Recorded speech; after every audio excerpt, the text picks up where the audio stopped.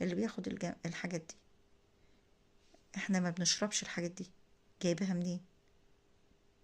احنا ما بنشربش الحاجات دي، الحاجات دي جايبها منين؟ شوال مليان.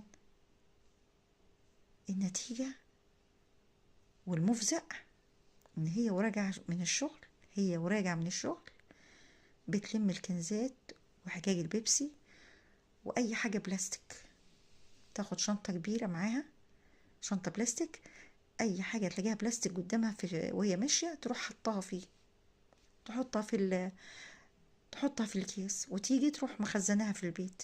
يجي بتاع العيش او هي تروح تبيعهم لبتاع. انت بتتكلم جد يا حاجة؟ اه والله العظيم، والله العظيم بتكلم جد. جوزها بيقول لها: يا بنتي، يا بنتي، ده انت موظفة جد الدنيا، ازاي تنزل ده ليه شغله، ده ليه ناسه، احنا ايه اللي وصلك لكده؟ بتشاركي الناس في اكل عيشها اللي انت تعرف. لو في بيتي واللي متوفر ماشي بتحوش، بس ليه؟ برضه ليه؟ ما ينفعش. احنا مش محتاجين الحمد لله.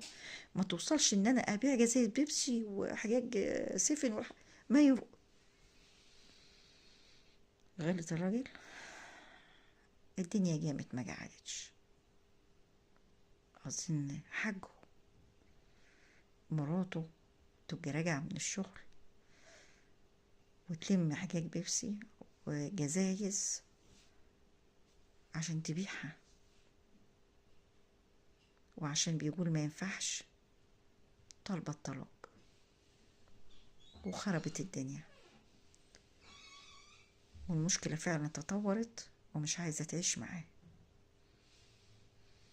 يا تسيبني مرتبي ليا ومحدش يتدخل فيه، واعمل اللي انا عايزاه، والم من الشارع زي ما انا عايزة، يا تطلقني وهرفع عليك قضية خلق، يا اما تطلقني بسكوت وتجيب لي الذهب وتجيب لي كل حاجتي زي ما هي.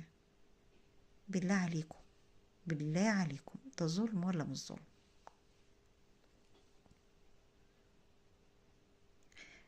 اللي انا قلته ده يعقل؟